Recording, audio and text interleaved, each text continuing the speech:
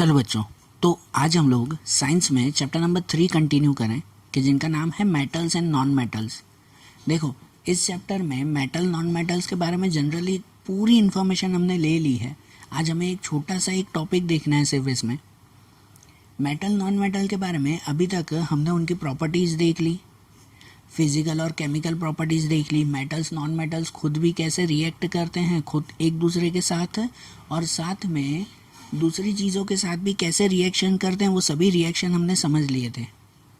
आज हमें चैप्टर का एक दूसरा आखिरी और छोटा सा टॉपिक देखना है, जो टॉपिक का नाम है occurrence of metal. Occurrence of metal मतलब ये मेटल्स मिलते कहाँ से हैं, कहाँ से मिलते हैं ये मेटल्स। तो जनरली ये मेटल्स हमें मिलते हैं हमारे अर्थ क्रस्ट में से या तो सी वाटर में से। मेटल अकर इन अर्थ क्रस्ट और इन सी वाटर। अर्थ क्रस्ट या तो ज़मीन के अंदर से मिलते हैं या तो सी वाटर या तो समुद्र के पानी में से, बराबर ना। ज़मीन के अंदर से तो हमें ऑलमोस्ट सभी मेटल्स मिलते ही हैं, कि जिनमें भले वो आयरन, कॉपर, गोल्ड, सिल्वर, कोई भी मेटल्स क्यों ना हो, ये जनरली हमें ज़मीन के अंदर से ही मिलते हैं ना। और सी वाटर में से भी काफ़ी सारे मटेरियल्स मिलते हैं, जैसे कि सॉल्ट, सोडियम क्लोराइड मिलता है ना, मैग्नीशियम क्लोराइड, या इवन पेट्रोलियम जैसी चीज़ें, ये हमें सी वाटर से मिलती है ना, बराबर ना। वो तो जनरली मेटल नहीं कहलाया, लेकिन हम लोग मेटल्स और नॉन मेटल्स की बात कर रहे हैं, तो ये चीज़ें हमें अर्थ क्रस्ट और सी वाटर में से मिलती है। और ज़मीन में से मिलने वाले ये जो मेटल्स होते हैं ना, वो मेटल्स क्या कहलाते हैं, मिनरल्स कहलाते हैं। ज़मीन में से ये सब जो चीज़ें मिलती हैं उसे हम लोग सिंपल क्या कहते हैं, मिनरल्स कहते हैं। सही बात है ना। जैसे ये iron, copper, zinc, gold, silver, कोई भी ऐसे जो मेटल्स हैं जो हमें ज़मीन में से मिलते हैं, उसे हम लोग क्या कहते हैं, तो वो मिनरल्स कहते हैं। और ये जो मेटल्स हमें जो ज़मीन के अंदर से मिलते हैं ना, आपको क्या लगता है एकदम प्योर होते हैं वो? नहीं, प्योर नहीं होते वो। उनके अंदर जो है वो ज़मीन के अंदर की कितनी सारी इम्प्योरिटीज़, कितना सारा कचरा उसके साथ मिक्स होता है, वो एकदम प्योर नहीं होते। और जिस मिनरल के अंदर ऐसे मेटल्स का प्रोपोर्शन बहुत ज़्यादा हो, भले कचरा भी हो उसके साथ, लेकिन अगर मेटल ज़्यादा प्रोपोर्शन में हो तो उसे इकोनॉमिकली ज़मीन में से बाहर निकाला जाता है। मतलब भले कितना भी पैसा खर्च हो, उसे ज़मीन में से बाहर निकाला जाता है और फिर उसको प्योर करके उसमें से मेटल को अलग किया जाता है। इसे प्रॉपर वे में अकरेंस ऑफ मेटल कहते हैं, जो इसके लिए ये कहा जाता है कि minerals that contain very high percentage of a particular metal. मतलब जिस मिनरल में कोई एक पर्टिकुलर मेटल बहुत ज़्यादा आया हुआ है, and this metals can be extracted economically on a large scale. और ये मेटल इकोनॉमिकली, कहते हैं ना भाई, पैसों की मदद से जो है वो ज़मीन में से इसे निकाला जाता है। तो ऐसे जो मिनरल्स मिलते हैं ना ज़मीन में से, कि जिसके साथ इम्प्योरिटीज़ भी मिक्स होती है, तो ऐसे मेटल्स को हम लोग क्या कहते हैं पता है? तो ऐसे मेटल्स कहलाते हैं ओर्स। ORES, ओर्स कहते हैं। ये ओर्स का मतलब क्या? तो ओर्स मतलब ऐसे टाइप के मेटल का हो या ऐसे टाइप के मिनरल्स कि जिनके अंदर इम्प्योरिटीज़ का प्रोपोर्शन होता है, मतलब मेटल और उसके साथ इम्प्योरिटीज़ मिक्स होती है। फिर इस ओर्स में से इम्प्योरिटीज़ अलग कर देते हैं, कचरा सब अलग कर देते हैं और प्योर मेटल को अलग करते हैं।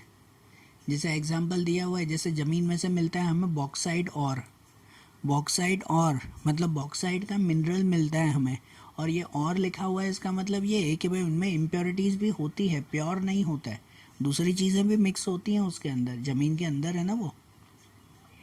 तो ये बॉक्साइट और उनमें से बनाया जाता है एल्यूमिनियम। उनमें से सब कचरे को अलग करके और क्या बनाते हैं, एल्यूमिनियम बनाते हैं। या जैसे हेमेटाइट भी एक तरह का और है, और इस और में से फिर आयरन बनाया जाता है। मतलब ज़मीन से भी जो आयरन मिलता है वो प्योर नहीं मिलता, हेमेटाइट फॉर्म में मिलता है, और फिर उसमें से प्योर करके उसमें से प्योर ये आयरन बनाते हैं। ठीक है ना, कचरे को, इम्प्योरिटीज़ को अलग करके फिर ये आयरन बनाया जाता है। समझ में आ रही बात है? ये मेथड अकरेंस ऑफ मेटल्स कहलाती है। मतलब इस तरह से ज़मीन में से ये मेटल्स को बाहर निकाला जाता है। और कैसे निकालते हैं, इसी पॉइंट को थोड़ा सा डिटेल में समझें तो वो है कि extraction of metals based on the reactivity. ज़मीन में से जो मेटल्स को बाहर निकाला जाता है ना, वो उसकी रिएक्टिविटी पे बेस्ड होता है, रिएक्टिविटी के अकॉर्डिंग। रिएक्टिविटी के लिए कल के हमने वीडियो में वो रिएक्टिविटी सीरीज समझी थी ना, कि जिसमें हमने समझा था कौन सा मेटल ज़्यादा रिएक्टिव है, कौन सा मेटल कम रिएक्टिव है, वो हमने समझा था, है कि नहीं। तो ऐसी रिएक्टिविटी की वजह से ही, मतलब इसी के ही बेस पर इन मेटल्स को ज़मीन में से एक्सट्रैक्ट किया जाता है, मतलब कि बाहर निकाला जाता है, कि जिनमें सबके लिए अलग अलग मेथड यूज़ होती है। इन मेथड को शॉर्ट में समझना, ठीक है, अभी डिटेल में नहीं, मैं सिर्फ शॉर्ट में ही इसे बता रहा हूँ कि जैसे कि अगर कोई हाई रिएक्टिव मेटल्स हो ना, हाई रिएक्टिव मेटल्स जो बहुत जल्दी रिएक्शन करते हैं, जैसे कि potassium, sodium, calcium, magnesium, aluminium, तो ये जो हाई रिएक्टिव मेटल्स होते हैं, इनको जब ज़मीन में से निकाला जाता है और इसे प्योर किया जाता है ना, तो वो प्योर करने के लिए मेथड आती है इलेक्ट्रोलाइसिस मेथड। कौन सी मेथड यूज़ करते हैं? इलेक्ट्रोलाइसिस। इलेक्ट्रोलाइसिस मेथड से इन सब मेटल्स को प्योर किया जाता है। ये मेथड जो हाई रिएक्टिव मेटल्स हैं, बराबर ना, उनके लिए इलेक्ट्रोलाइसिस मेथड, मतलब इलेक्ट्रिसिटी के थ्रू प्योर करते हैं। कैसे करते हैं पता है? एक छोटा सा एक्सपेरिमेंट के थ्रू समझो, सिंपल सा एक्सपेरिमेंट समझना, कि एक वेसल लेकर उसके ऊपर जो है वो समझो जो मेटल हमें प्योर करना है, जैसे कि ये है ना, सपोज इसमें से ये कैल्शियम को अगर प्योर कर रहे हैं, ठीक है, जो कैल्शियम को प्योर कर रहे हैं ना, उसकी ऑलरेडी प्योर एक स्ट्रिप लेकर, एक पट्टी लेकर उसको जो है वो एक साइड पे रखा जाता है। ये एक पट्टी रखी जाएगी जो पहले से ही प्योर पट्टी है कैल्शियम की, ठीक है ना, ऑलरेडी प्योर है। और दूसरी साइड पे जो है वो एक इम्प्योर पट्टी ले रखी जाएगी जिसे हमें प्योर करना है। और इन पट्टियों को, ये जो पट्टी होगी ना, इसे इलेक्ट्रिसिटी से ज्वाइन कर देंगे। इलेक्ट्रिसिटी में एक नेगेटिव और एक पॉजिटिव साइड होती है ना, कि जो प्योर है ना उसे नेगेटिव मतलब कि कैथोड नाम दे दो, माइनस वाली साइन, और जो इम्प्योर है ना उस इम्प्योर को पॉजिटिव मतलब कि एनोड नाम दे दो। एनोड, जो पॉजिटिव साइड होती है उसे क्या कहते हैं? एनोड कहते हैं। और इन दोनों को जो है वो फिर बैटरी से ज्वाइन कर दिया जाएगा। इन दोनों को क्या कर देंगे? तो बैटरी से ज्वाइन कर देंगे, ठीक है। मैं ऐसे ही रफ ड्राइंग बना रहा हूँ। तो आपको क्या करना है कि बैटरी से ज्वाइन करके एक पट्टी पे जो ऑलरेडी प्योर है वो कैल्शियम, भले वो पोटेशियम हो तो एक प्योर पोटेशियम, और यहाँ पे इम्प्योर पोटेशियम, कोई भी ना, इनमें से जो भी हमें प्योर करना है, और वो पट्टियाँ लेकर इसके अंदर जो है वो लिक्विड दिया जाएगा, लिक्विड भरा जाएगा। और वो लिक्विड भी जो है वो कौन सा भरा जाएगा? जो कैल्शियम का ही बना हुआ हो। मतलब अगर कैल्शियम को प्योर करना है ना, तो अंदर का लिक्विड भी कैल्शियम का है, जैसे कि कैल्शियम सल्फेट। अगर पोटेशियम को प्योर करना है तो अंदर का ये लिक्विड भी पोटेशियम का ही भरेंगे, कि जैसे कि पोटेशियम सल्फेट। सोडियम को प्योर करना हो तो सोडियम सल्फेट। मतलब कि एक वेसल लेकर, एक बर्तन लेकर, अब बड़ी फैक्ट्रियों में होता है तो उसमें काफ़ी बड़े बर्तन होते हैं, ये तो सिर्फ छोटा सा एक्सपेरिमेंट, कि एक वेसल लेकर यहाँ पर प्योर जो है वो कैल्शियम या कैल्शियम रखा जाएगा प्योर, और यहाँ पे इम्प्योर। और फिर नॉर्मली इसमें करंट पास करेंगे, बैटरी को ऑन करेंगे और करंट पास करेंगे। करंट पास करते ही नेचुरली खुद ही कि ये जो भी इम्प्योर यहाँ पे होगा ना, इम्प्योर ये कैल्शियम होगा ना, उसमें से सभी कैल्शियम अलग होकर खुद ब खुद जो है वो यहाँ पे जमा हो जाएगा।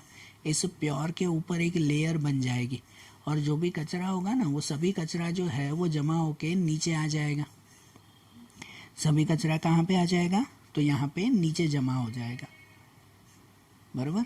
तो इस तरह से इस मेथड से जो है वो एकदम प्योर, वो ये कैल्शियम, सोडियम या पोटेशियम या कोई भी मेथड जो है वो हम लोग, या कोई भी ऐसा मिनरल को, मेटल को प्योर कर सकते हैं, ठीक है ना। कि यहाँ पे जैसे इलेक्ट्रिसिटी पास करेंगे तो इसके ऊपर जो भी कचरा होगा वो सब कचरा निकल के यहाँ आ जाएगा, और जो भी इसमें प्योर मेटल होगा ना, वो प्योर मेटल सब यहाँ पे डिस्प्लेस होके इसके ऊपर एक लेयर बन जाएगी, प्योर मेटल की लेयर। तो जिससे ये ऑलरेडी प्योर तो था ही, ये नेगेटिव साइड तो पहले ही प्योर थी, उसके ऊपर दूसरी एक प्योर मेटल की लेयर बन जाएगी। समझ में आ रहा है ना? तो इस तरह से इलेक्ट्रोलाइसिस मेथड, मतलब इलेक्ट्रिसिटी के थ्रू जो है वो ये क्या किया जाता है? तो हाई रिएक्टिव मेटल्स को प्योर किया जाता है। उसके बाद जो मीडियम रिएक्टिव मेटल्स होते हैं ना, मीडियम रिएक्टिव, जो बहुत ज़्यादा रिएक्शन भी नहीं करते और बहुत कम भी नहीं, ऐसे जो मीडियम रिएक्टिव मेटल्स होते हैं ना, तो उनमें जैसे कि जिंक, आयरन, लीड, पीबी मतलब लीड, कॉपर के इन मेटल्स को जनरली कैल्सिनेशन या तो रोस्टिंग मेथड से प्योर किया जाता है। कौन सी मेथड? Calcination and roasting. तो कैल्सिनेशन या तो रोस्टिंग, ये दोनों का मतलब ही यही होता है कि भाई कोई भी चीज़ को गर्म करना। आप लोग जैसे तवे पे रख कर कोई भी चीज़ गर्म करते हो ना, तो उसे जनरली रोस्ट करना कहते हैं। आप तो सुना होगा ना, शायद आप लोग कुकिंग अगर करते हो या जानते हो तो उसमें कहते हैं ना भाई रोस्टिंग करना। तो रोस्टिंग करना मतलब उसे जनरली गर्म करना, थोड़ा सा गर्म करना। और कैल्सिनेशन भी वही आता है। कैल्सिनेशन और रोस्टिंग, इन दोनों में मेन डिफरेंस ये है कि कैल्सिनेशन वो गर्म किया जाता है in absence of oxygen, oxygen के बिना, मतलब हवा में नहीं, इन एब्सेंस ऑफ एयर, ऐसे समझो कि एयर की गैर हाजिरी में, एयर के एब्सेंस में इसे गर्म किया जाता है, तो वो कैल्सिनेशन कहते हैं। कोई भी मेटल, जैसे जनरली ये जिंक, आयरन, लीड, कॉपर, इनमें जब कार्बन की इम्प्योरिटीज़ हो ना, सी कहते हैं, सी मतलब कार्बन, जब कार्बन की इम्प्योरिटीज़ हो ना, तो उसे कैल्सिनेशन की मेथड से प्योर करते हैं। क्या किया जाता है कैल्सिनेशन में, ध्यान से समझना। तो कैल्सिनेशन में जनरली, जैसे एक एग्जांपल लेते हैं कि अगर जिंक है, कि अगर जिंक के अंदर कार्बन की इम्प्योरिटीज़ है, तो सबसे पहले उसे एयर की एब्सेंस में, मतलब जहाँ हवा ना हो वहाँ पे उसे गर्म किया जाता है, जैसे कैल्सिनेशन कहते हैं। एयर की एब्सेंस में उसे गर्म करेंगे ना, तो ये जिंक का बन जाएगा जिंक ऑक्साइड। ये जिंक में से क्या बन जाएगा? जिंक ऑक्साइड, मतलब कि ZnO, ऐसे बन जाएगा जिंक ऑक्साइड। और फिर इस जिंक ऑक्साइड को रिडक्शन मेथड करेंगे। कौन सी method? Reduction method. Reduction process क्या होती है? आपके आगे के स्टैंडर्ड में भी आता था कि रिडक्शन मतलब कि कोई भी मटेरियल में से या कोई भी केमिकल में से ऑक्सीजन को रिमूव करना और हाइड्रोजन को ऐड करना, या तो हाइड्रोजन को ऐड करना।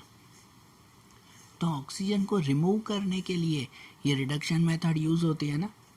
तो पहले जो जिंक के साथ जब कार्बन का कचरा हो ना, तो उसको कैल्सिनेशन से गर्म करते हैं उसे, तो बन जाएगा जिंक ऑक्साइड। और जिंक ऑक्साइड को फिर रिडक्शन प्रोसेस करेंगे तो उसमें से ये ऑक्साइड निकल जाएगा और मिल जाएगा प्योर आयरन, प्योर जिंक। ऐसे ही कोई भी मेथड्स में कि जैसे आयरन को भी प्योर करना हो, तो आयरन को पहले कैल्सिनेशन किया जाएगा अगर उसमें कार्बन की इम्प्योरिटीज़ हो तो। अगर कार्बन का कचरा हो, दूसरा कोई कचरा हो, तो दूसरी मेथड। अगर उसके अंदर कार्बन का कचरा है तो उसको पहले कैल्सिनेशन किया जाएगा, जिससे मिल जाएगा आयरन ऑक्साइड। क्या मिल जाएगा? Iron oxide. और फिर उसका रिडक्शन करेंगे, एंड रिडक्शन करेंगे तो उसमें से ऑक्साइड निकल जाएगा और प्योर आयरन मिल जाएगा। ठीक है। और अगर कार्बन की जगह इन मटेरियल्स में अगर सल्फर की इम्प्योरिटीज़ हो ना, कौन सी इम्प्योरिटीज? सल्फर, एस, कि अगर सल्फर का कचरा उनके साथ मिक्स हो ना, तो उसे फिर रोस्टिंग मेथड से प्योर किया जाता है। कौन सी मेथड से? Roasting method. रोस्टिंग मेथड मतलब भी गर्म करना ही होता है, लेकिन रोस्टिंग में ऑक्सीजन की प्रेजेंस में, एयर की प्रेजेंस में गर्म करते हैं। कैल्सिनेशन में वही प्रोसेस करते हैं, लेकिन एयर की एब्सेंस में, कि जिससे ये कार्बन ख़त्म हो जाता है। और ये रोस्टिंग में एयर की प्रेजेंस में कोई भी मटेरियल को गर्म किया जाता है कि जिससे उसमें ये सल्फ़र का कचरा हो ना, तो वो सल्फ़र का कचरा ख़त्म हो जाता है। मतलब वही प्रोसेस कि अगर जिंक के साथ सल्फ़र का मिक्सचर हो, जिंक के साथ अगर सल्फ़र की इम्प्योरिटी, सल्फ़र का कचरा हो ना, तो पहले उसकी रोस्टिंग करते हैं, गरम करते हैं एयर की प्रेजेंस में, कि जिससे सल्फ़र ख़त्म हो जाएगा और फिर से जिंक ऑक्साइड बन जाएगा। क्या बन जाएगा? जिंक ऑक्साइड, वो तो बनेगा ही।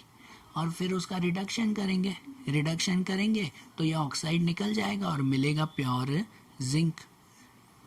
मतलब मीडियम रिएक्टिव मेटल्स हो तो भी उनके साथ ये कैल्सिनेशन और रोस्टिंग मेथड से उसको प्योर करेंगे ना, ये ध्यान रखना। और अगर आखिरी में जो लो रिएक्टिव मेटल्स होते हैं ना, लो रिएक्टिव, जैसे कि ये Ag और Au, मतलब Ag silver, Au gold, silver और गोल्ड जैसे मेटल्स, ये मेटल में ज़्यादातर इम्प्योरिटीज़ नहीं होती, ये लो रिएक्टिव है, ये मतलब आपको प्योर ही मिलते हैं ज़मीन में से, ज़्यादातर इम्प्योर होते ही नहीं हैं।